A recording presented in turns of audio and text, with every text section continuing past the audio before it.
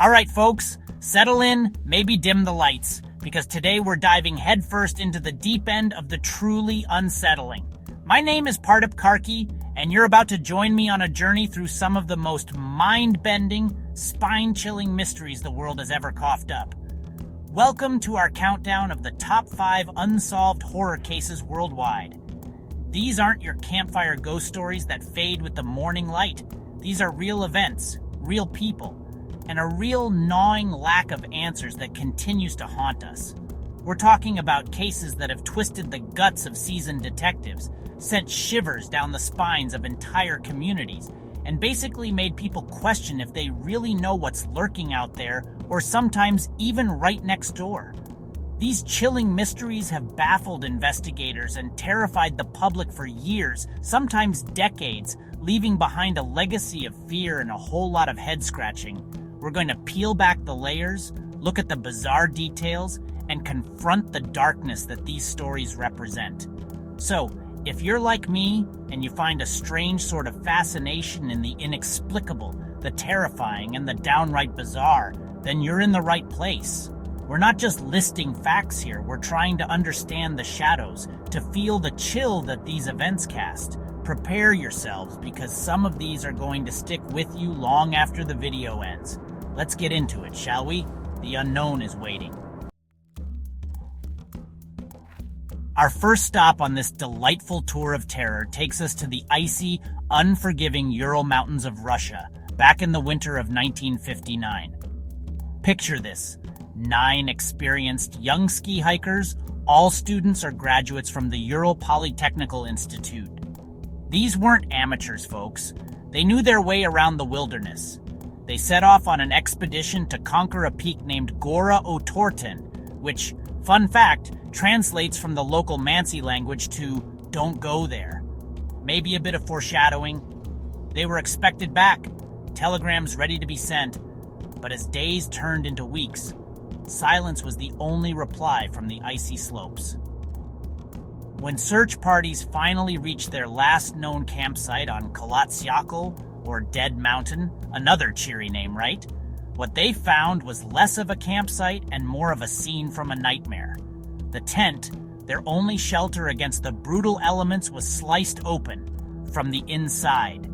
Their belongings, shoes, and warm clothing were all left behind, as if they'd fled in a sudden, inexplicable panic into the sub-zero wilderness.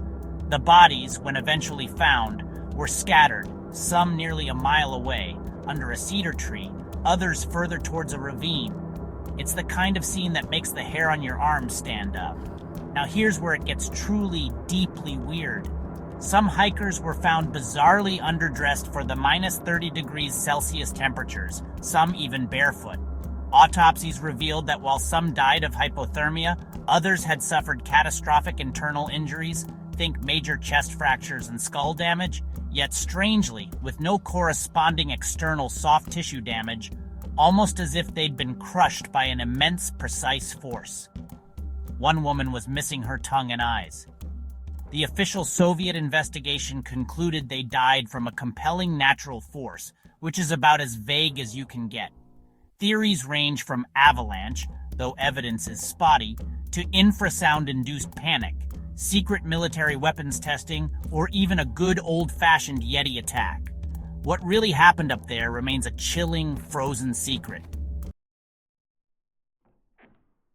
Next, we journey to the Bavarian countryside of Germany, to a lonely, isolated farmstead called Hinterkaifeck in the year 1922. This place was home to the Gruber family, Andreas and Kazilia, their widowed daughter Victoria, and her 2 young children, Kazilia and Joseph, plus their newly hired maid, Maria Baumgartner. It's the kind of remote setting that horror movies are made of, miles from the nearest village, surrounded by dense woods. And for the Grubers, the horror became terrifyingly real in the days leading up to one of Germany's most infamous unsolved crimes.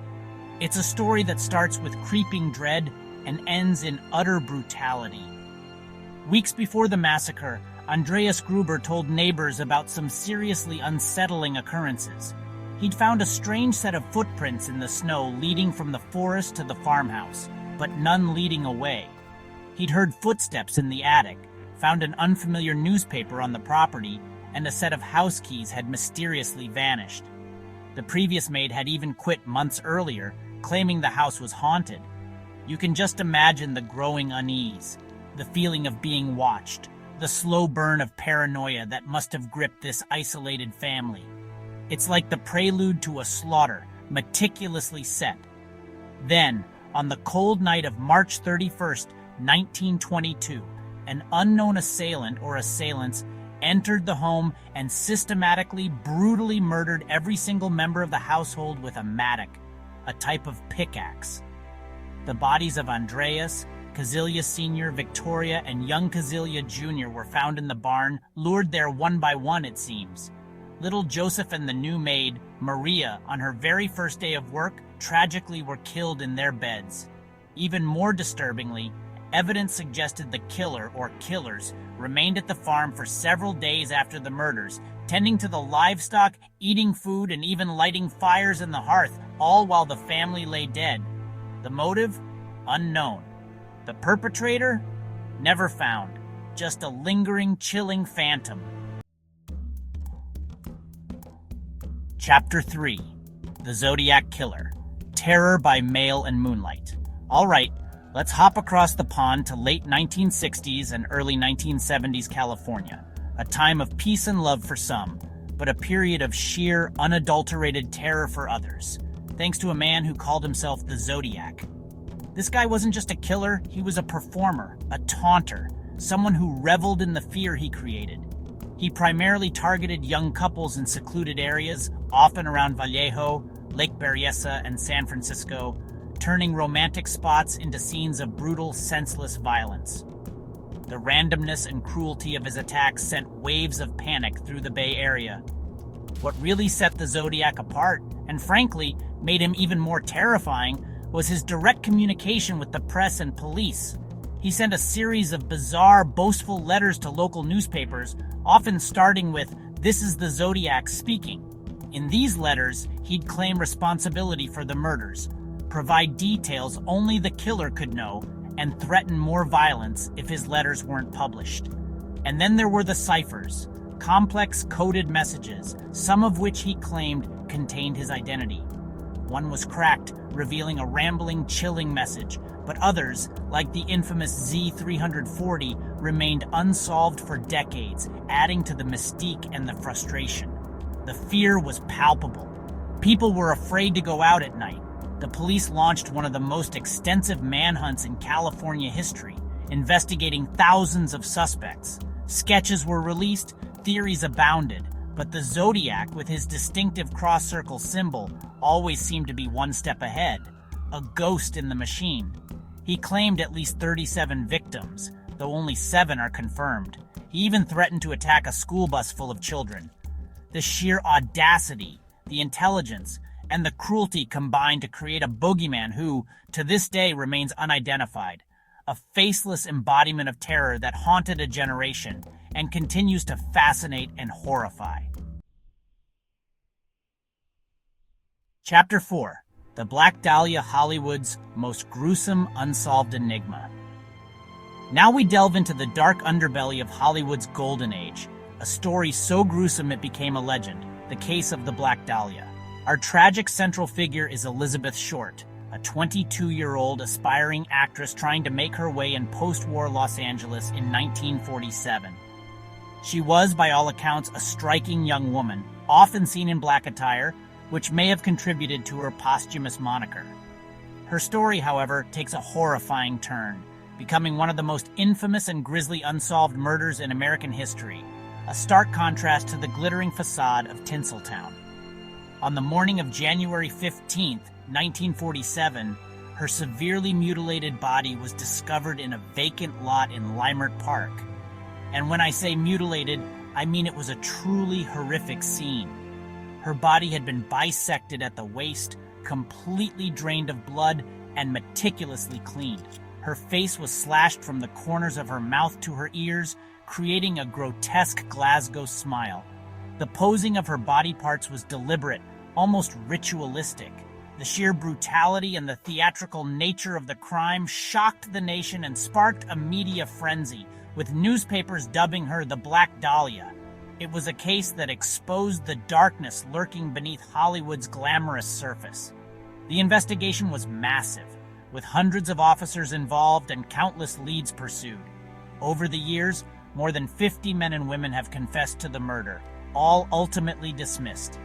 Theories have been endless, implicating everyone from jilted lovers and jealous rivals to shadowy doctors with surgical skills, and even figures connected to organized crime or Hollywood elites. Was it a crime of passion?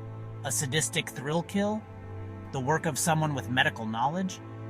Despite numerous books, films, and endless speculation, the identity of Elizabeth Short's killer remains one of Los Angeles' darkest, most enduring secrets, a testament to a truly monstrous act that went unpunished. Chapter 5. The Disappearance of Madeline McCann. A Holiday Nightmare. For our final case, we move to a more recent and for many an incredibly raw and ongoing tragedy, the disappearance of Madeline McCann. It was May 3, 2007, in the holiday resort of Praia da Luz, Portugal. 3-year-old Madeline was on vacation with her parents, Kate and Jerry McCann, and her twin younger siblings. The McCanns were dining with friends at a tapas restaurant just a short distance from their ground-floor apartment, checking on the sleeping children at regular intervals. But at around 10 p.m., Kate McCann went to check and found Madeline's bed empty. The window was open. The nightmare had begun. What followed was an immediate, frantic search by family, friends, resort staff, and eventually, Portuguese and British police. The case quickly exploded into an international media sensation, with Madeline's cherubic face plastered on news reports and missing posters worldwide. The sheer agony of her parents was palpable.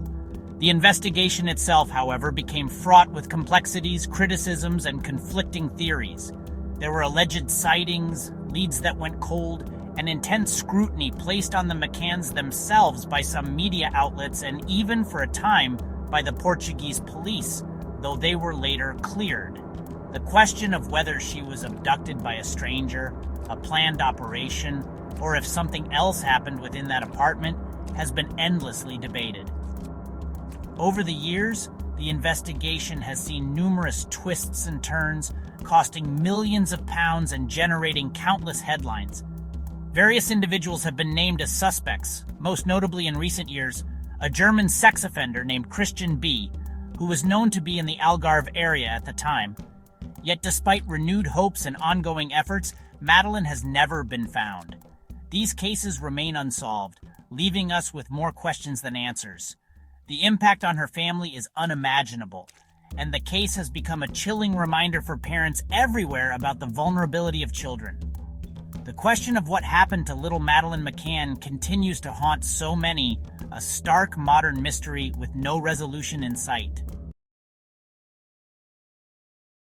And there you have it, 5 stories, 5 impenetrable walls of mystery. From the frozen wastes of the Urals to the sunny shores of Portugal, these cases share a common unsettling thread. They are gaping holes in our understanding of what people are capable of, and how sometimes the truth can remain infuriatingly, terrifyingly out of reach. These cases remain unsolved, leaving us with more questions than answers. The echoes of these events linger, a constant reminder of the darkness that can touch any life, anywhere. Each detail, each unanswered question fuels our morbid curiosity, our desire to make sense of the senseless. Was it a human monster, a freak accident of nature, or something else entirely? The not knowing is perhaps the most chilling part of all. It allows our imaginations to run wild, to conjure scenarios both plausible and deeply disturbing. What do you think happened? Seriously, I want to know your theories, your gut feelings. Let us know in the comments below. Sometimes a fresh perspective is all it takes to see something new, or maybe just to share in the collective head-scratching. Thank you for joining me, Part of Karki, on this unsettling exploration of the unknown. It's been something. If you enjoy peering into the abyss with us, and you want more tales that will keep you up at night, then please do the usual YouTube dance. Don't forget to like, share, and subscribe for more chilling content. Stay safe out there, and maybe double check your locks tonight. You never know.